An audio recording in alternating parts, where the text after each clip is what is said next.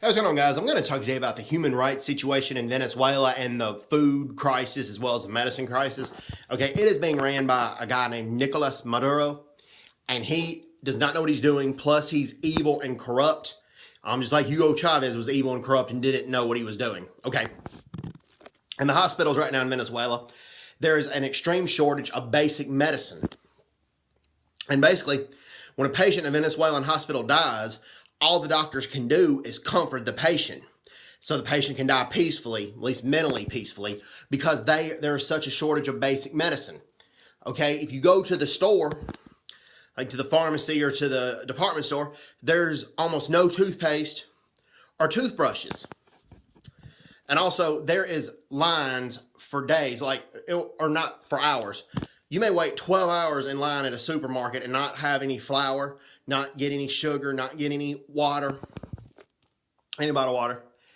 That is how short the country is on groceries. And Venezuela does not have sanctions put on them. Okay? Yes, they're ran by a dictator, and they were ran by a dictator. They do not have sanctions put on them, so it's not the sanctions. There's no sanctions. And it sits on one of the biggest oil reserves in the world. It is inexcusable, and they're facing an energy crisis where there's constant blackouts.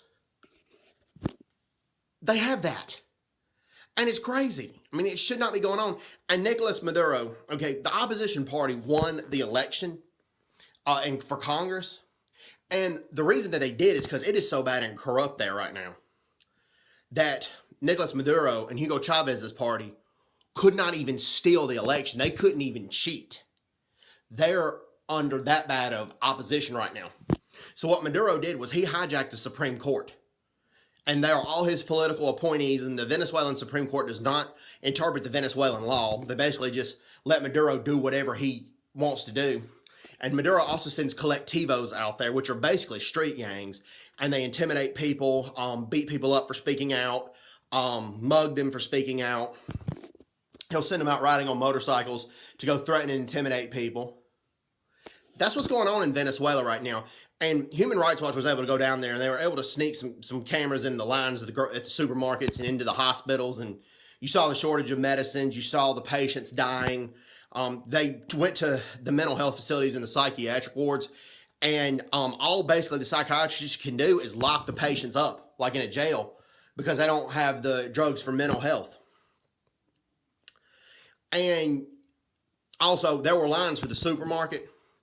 And they were interviewing people, and they said the government says there's not a crisis, which Venezuela's current ambassador to the UN said there's not a humanitarian crisis right now. There's not a human rights crisis. And basically the people are saying if the government thinks there's not a crisis, they need to come wait in these lines.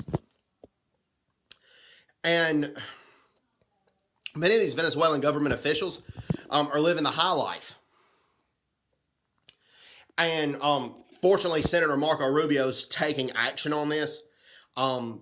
And Senator Rubio is, unfortunately, some of these Venezuelan government officials are living the high life in Miami, Florida. And Marco Rubio says if you're ever in Florida, to contact his office, and he will let people know the addresses of the Venezuelan officials. I'm not saying that's the right thing or the wrong thing to do. That's just how passionate Senator Marco Rubio is about the human rights situation in Venezuela, because these people that are doing that, they're stealing from the Venezuelan people, and they're living the high life.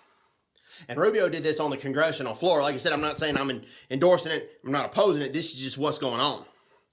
And we need to be made aware of the human rights situation in Venezuela, because they're that cruel. They're that corrupt. Also, there was a gun control mechanism, and they took away guns from the average Venezuelan citizens who needed to defend themselves from the government.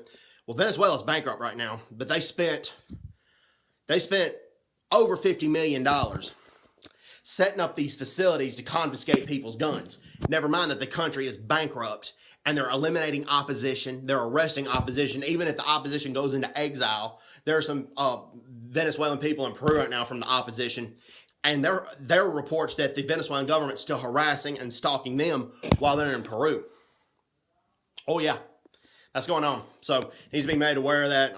Hugo Chavez was horrible, and Nicolas Maduro is just as horrible. So anyways, hope everyone's doing well. Take care. God bless, and bye-bye. Bye-bye.